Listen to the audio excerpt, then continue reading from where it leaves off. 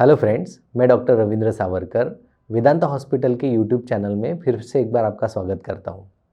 दोस्तों, हमने ये चैनल आपके मन में हेल्थ रिलेटेड जो कॉमन सवाल आते हैं उन्हें एड्रेस करने के लिए बनाया है। ऐसी ही यूज़फुल इन्फॉर्मेशन पाने के लिए इस चैनल को सब्सक्राइब कीजिए और बेल आइकन को क्लिक कीजिए।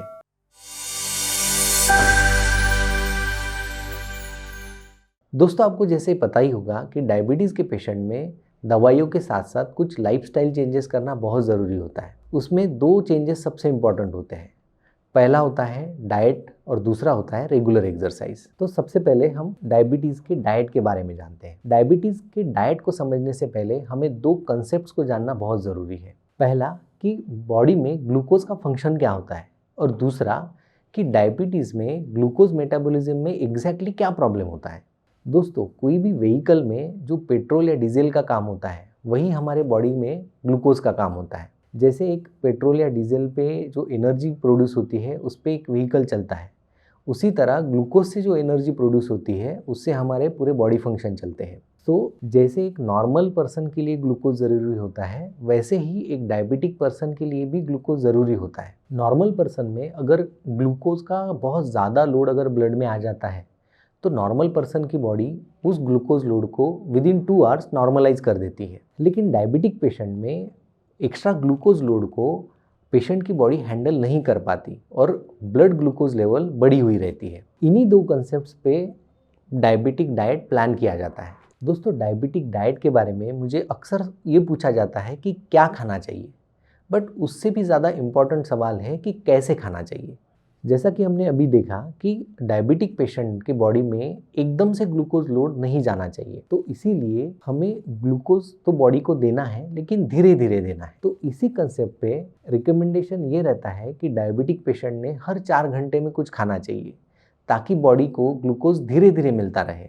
बट बहुत सारे पेशेंट वर्किंग क्लास में होते हैं, इसीलिए हर 4 घंटे में कुछ खाना उन्हें पॉसिबल नहीं हो पाता। तो इसीलिए रिकमेंडेशन ये रहता है कि डायबिटिक पेशेंट ने ब्रेकफास्ट करना चाहिए, फिर आफ्टरनून में लंच, फिर इवनिंग में कुछ स्नैक्स और नाइट में डिनर। ऐसे एटलीस्ट 4 डिवाइडेड मील डायबिटिक पेशेंट ने ज़रूर लेने चाहिए। और ये ध्यान में रखना है कि हर मील के बीच में आपको 4 से 5 घंटे की गैप रखनी। फिर सवाल आता है कि क्या खाना चाहिए।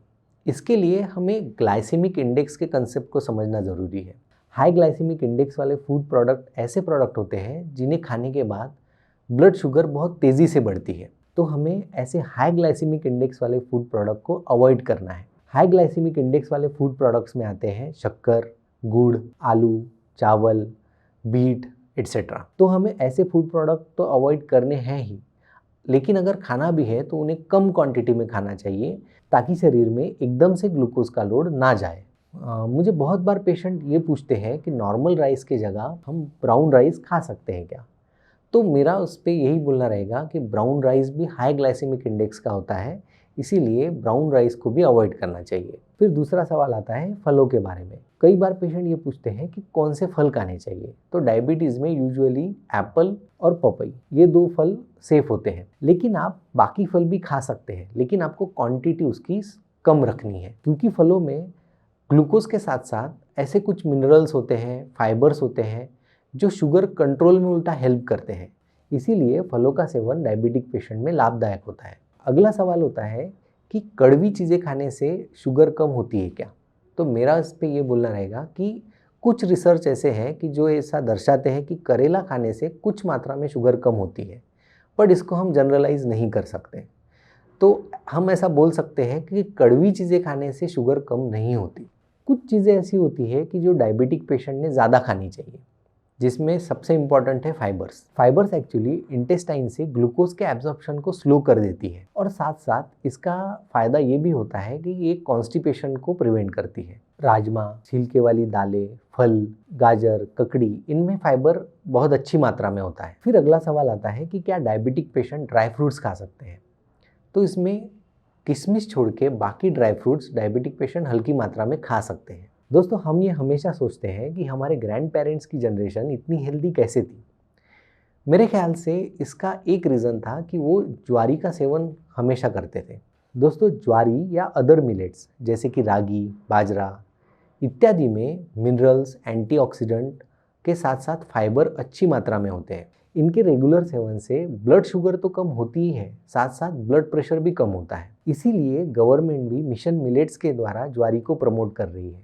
तो मेरी आपको ये एडवाइस रहेगी कि आप ज्वारी या अदर कोई मिलेट्स का रेगुलर सेवन करें। दोस्तों, डायबिटिक पेशेंट में हाई ब्लड प्रेशर होने का बहुत चांस रहता है, इसीलिए डायबिटिक पेशेंट ने शुरू से ही नमक का सेवन कम ही रखना चाहिए। और दोस्तों, ये तो आपको पता ही होगा कि डायबिटिक पेशेंट ने स्मोकिंग या फिर अल्कोहल इंटेक, ये दोनों चीज़ें अवॉइड करनी चाहिए। दोस्तों, डायबिटिक पेशेंट में एक्सरसाइज के लिए रिकमेंडेशन ये होता है कि हफ्ते में एटलीस्ट 3 बार 45 मिनट्स के लिए ब्रिस्क वॉकिंग, मतलब कि तेज़ चलना है। लेकिन हफ्ते में 3 दिन ये मिनिमम रिकमेंडेशन होता है, मतलब कि कम से कम आपने 3 दिन ये एक्सरसाइज करनी है।